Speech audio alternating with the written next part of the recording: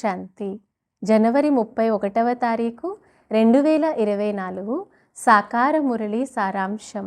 మధురమైన పిల్లలు, ఇప్పుడు మీరు శాంతి సుఖాల శిఖరంపైకి వెళ్ళాలి. కావున మీ స్వభావము నడవడికలను సరిదిద్దుకుంటూ ఉండండి. పాత వాటిని పరివర్తన చేసుకోండి. ప్రశ్న: బుద్ధి సదా రిఫ్రెష్గా ఉండేందుకు యుక్తి ఏది? జవాబు: బాబా ఏదైతే వినిపిస్తారో దానిని మంథనం చేయండి. విచారసాగర మంథనం చేయడం ద్వారా బుద్ధి రిఫ్రెష్ అయిపోతుంది. ఎవరైతే సదా రిఫ్రెష్గా ఉంటారో వారు ఇతరుల సేవను కూడా చేయగలుగుతారు.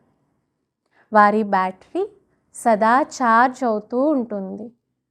ఎందుకంటే విచారసాగర మంథనం చేయడం ద్వారా సర్వశక్తివంతుడైన తండ్రితో సంబంధం జోడించబడి ఉంటుంది. పాట: నయనహీనులకు దారి చూపించు ప్రభు. అచ్చా, మధురాతి మధురమైన అపురూపమైన పిల్లలకు తల్లి తండ్రి బాప్ దాదాల యొక్క ప్రియ స్మృతులు మరియు గుడ్ మార్నింగ్. ఆత్మిక పిల్లలకు ఆత్మిక తండ్రి నమస్తే. ఆత్మిక తండ్రికి ఆత్మిక పిల్లల యొక్క ప్రియ స్మృతులు, గుడ్ మార్నింగ్ మరియు నమస్తే. ధారణ కొరకు ముఖ్య సారం. మొదటి పాయింట్: స్కాలర్షిప్ను తీసుకునేందుకు బాగా పురుషార్థం చేయండి. టీచర్గా అయ్యి ఇతరులకు రాజయోగాన్ని నేర్పించండి. మార్గదర్శకులై అందరికీ ఇంటి యొక్క దారిని చూపించే సేవ చేయండి. సర్వశక్తివంతుడైన తండ్రి స్మృతి ద్వారా మీ బ్యాటరీని ఛార్జ్ చేసుకోవాలి. తండ్రితో ప్రతిజ్ఞ చేసిన తర్వాత ఎప్పుడూ కామం వలన దెబ్బ తినకూడదు. వరదానము: సేవాభావంతో సంపన్నంగా అయ్యి ప్రతి ఆత్మకు ప్రాప్తి యొక్క ఫలాన్ని అనుభవం చేయించే సత్యమైన సేవాదారి భవ.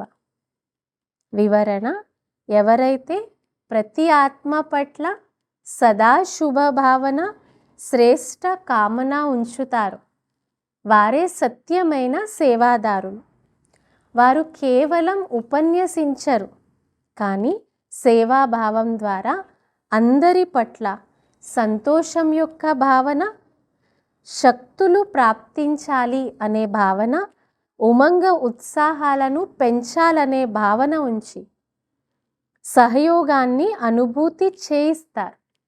సేవ ద్వారా వారికి ప్రాప్తుల ఫలాలను అనుభవం చేయించడమే సత్యమైన సేవ.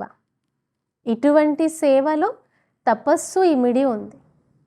అయితే బాబా అంటున్నారు, మీరు చేసే సేవ ద్వారా ఆత్మలకు ఏదో ఒక ప్రాప్తి అనుభవం కావాలి. అదే సత్యమైన సేవ. స్లోగన్: బాబా నుంచి ఆశీర్వాదాలు తీసుకోవాలంటే స్నేహిలుగా, సుపుత్రులుగా, ఆజ్ఞాకారులుగా అవ్వండి.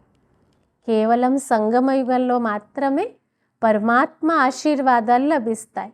అవి పొందాలి అంటే బాబా అంటున్నారు, బాబాకి స్నేహిగా, సుపుత్రులుగా, ఇంకా ఆజ్ఞాకారులుగా అవ్వాలి.